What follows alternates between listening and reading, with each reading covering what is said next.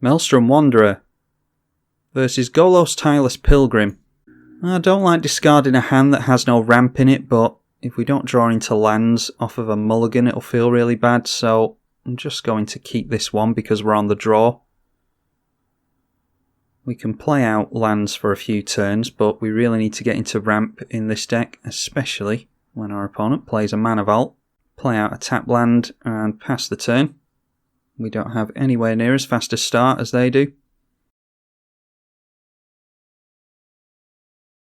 Golos Tireless Pilgrim on turn 2 is pretty good. And just going in for a bounce land there. We get into Lotus Cobra, which isn't awful. That might help us to stay in this game, assuming our opponent doesn't get rid of it. They at least don't have their 5 colours set up yet, so I don't think they're anywhere near activating Golos. A Sisay, Weatherlight Captain, that's another scary one. Warm Power Stone. Now, if we make our land drops in the correct order, we can go for a couple of things here maybe. Yeah, we can go Misty Rainforest. And with Lotus Cobra in play, a fetch land can actually generate 3 mana, twice from landfall and 1 from the land tapping. So we'll go Warm Power Stone, followed by a Tropical Island. And that way we can get our Scavenging Ooze into play. Yeah, just going to hold back like that. They're not going to block with Sisay, so not going to swing in with the Lotus Cobra. How much are we on next turn? That is 5 mana. And then 6 and 7. So that's 1 mana off of our commander, unfortunately. Vesuva coming down as a copy of Ozar Basilica. They're still missing a few colours here, though. We'll just take some damage from Golos again. Well, that's something that we can do on this turn. Yeah, let's get the Stomping Ground intact. And we'll add blue. And then just go for Arcanis the Omnipotent. And if our opponent allows us to get through to our next turn with this, then we will be able to tap it to draw 3 cards. But we're likely going for the Maelstrom Wanderer next turn. No reason we can't draw 3 cards as well, though. Yeah, still missing red mana. And now we have a 3/4 that they can't swing into. Yeah, getting down a tap land is really good with Lotus Cobra because we still get mana. Let's tap this thing down first. Ancient Tomb and Nature's Law. Oh, we might have some maths to do here. If we go for Kodama's Reach, we'll generate a mana, but we'll be down 3, so yeah, I don't think that's worth it.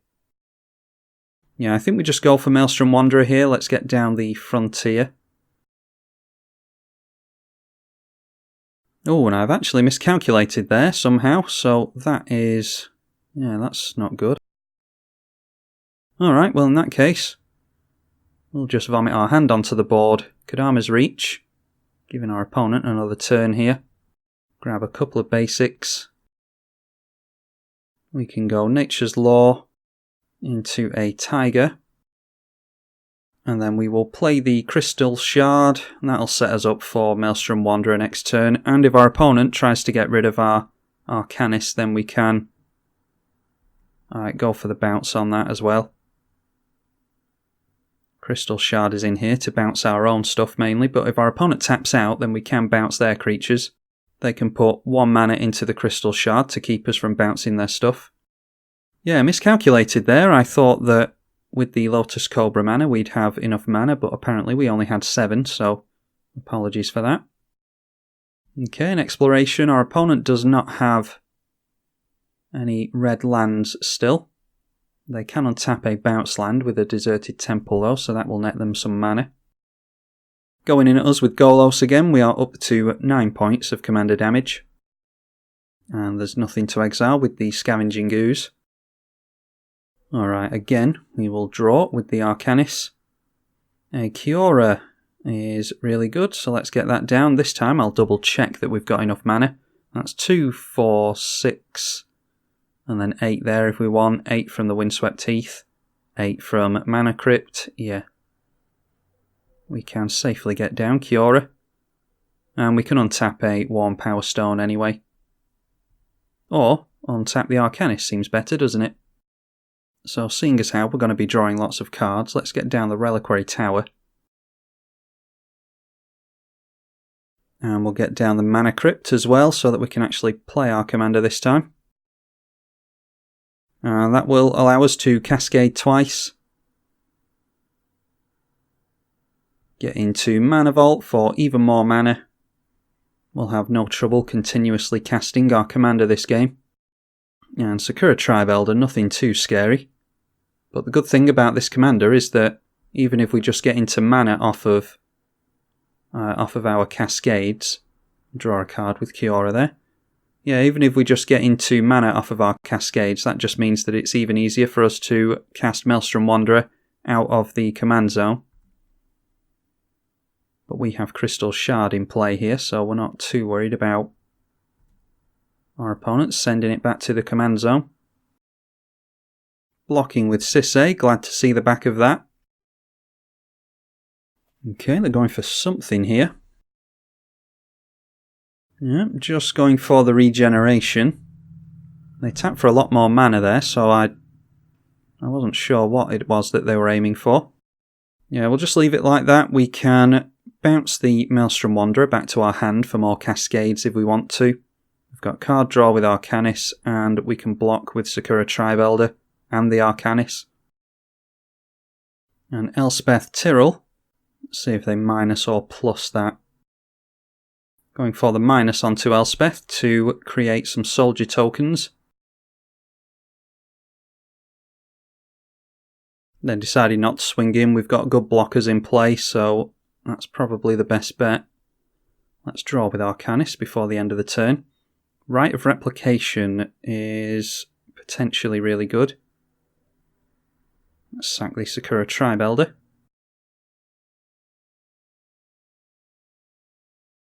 I'm not going to bounce the Maelstrom Wanderer. Yeah, we'll just leave it. We've got plenty of card draw with Arcanis, plenty of mana to do whatever we will with. Won the Mana Crypt flip. Alright, Teferi Temporal Archmage is really obnoxious.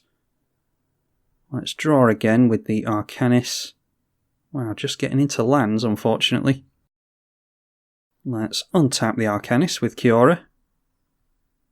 And try and draw some more cards again. Okay, Prophet of Kruphix, that's more like it. So let's get that down. We'll play a Command Tower as well. Let's get this Teferi on the go. We can minus him down to untap some permanents. Let's untap Arcanis, the Vault, and the Crypt. And the Warm Power Stone. And we'll play Muldrifter, draw some more cards. And then we don't have the mana. Oh, Rite of Replication we could go for onto Muldrifter. Yeah, we'll cast a kicked Rite of Replication onto Muldrifter. And each of those Muldrifters will draw us into 2 cards. We've got an unlimited hand size thanks to Reliquary Tower, so no need to worry about having to discard any of this stuff. Get into a Worm Coil Engine, that's really nice. Okay, might as well tap down the Arcanis. Drawing into even more mana. And the Cascade Elf, Bloodbraid Elf it's called.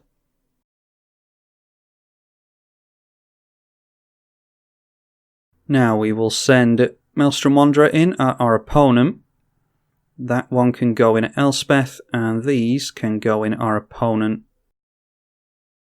The Muldrifters have flying, so that's going to be a hit for 10, hopefully. Deciding to gang up on Maelstrom Wanderer. That's the good thing about Maelstrom Wanderer, is you don't care if he goes back to the command zone or not. And we can cast him on our opponent's turn thanks to Prophet of Kruphix, assuming that that stays in play.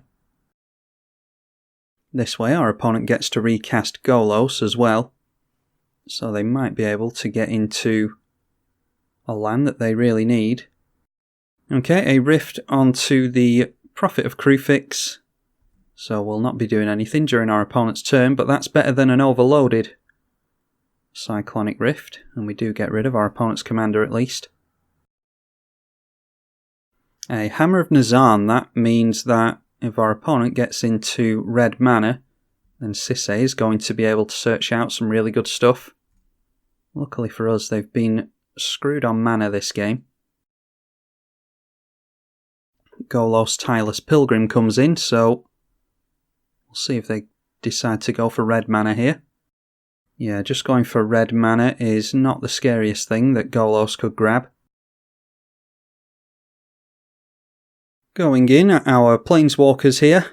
I think, do we have Gaia's Cradle in hand? I mean, even if we do have Gaia's Cradle in hand, losing these isn't going to be the end of the world, is it? In fact, let's just chump. Does Hammer of Nazan give trample? No, it's just indestructible, so yeah. 1 on 2 to Fairy is okay. I want to keep Lotus Cobra in play because my plan currently is to attempt Maelstrom Wanderer and the Shaman of Forgotten Ways activation. I don't know if we have anywhere near enough mana to do that, but untapping stuff will certainly help get us there. Winning the flip again with Mana Crypt. Alright, let's play a fetch just to generate as much mana off of the Cobra as possible. We can crack that for another couple of mana if we wish. Just deciding to play out the Maelstrom Wanderer for haste. I don't know if we have enough mana for Shaman of the Forgotten Ways, but once we untap a couple of things, we might do. Getting into a Fyndhorn Elves, that's going to be more mana because it will have haste. And then a Solemn Simulacrum, might as well play that. Yeah, not many basics left. Let's just play a basic Mountain, haven't played one of those yet. And that is more mana from the Lotus Cobra. Then we draw a card with Kiora. Then this is going to be 9, 10, 11 mana to activate. So let's see how much mana we can generate here. That's 5, 6, 7, and 8. So yeah, I think we've got enough here. Never gone for a win with this card before. Each player's life total becomes equal to the number of creatures they have. So all we do here is go in with the Muldrifters, and that should be more than enough to knock our opponent down to 0.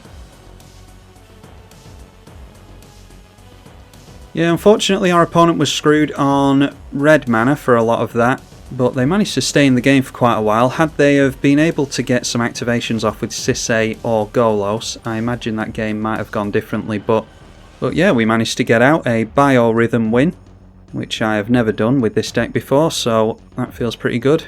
Bit of an achievement unlocked moment. Hopefully you all enjoyed that Maelstrom Wanderer game. I'm tribalkai on the EDH channel. Thank you for watching.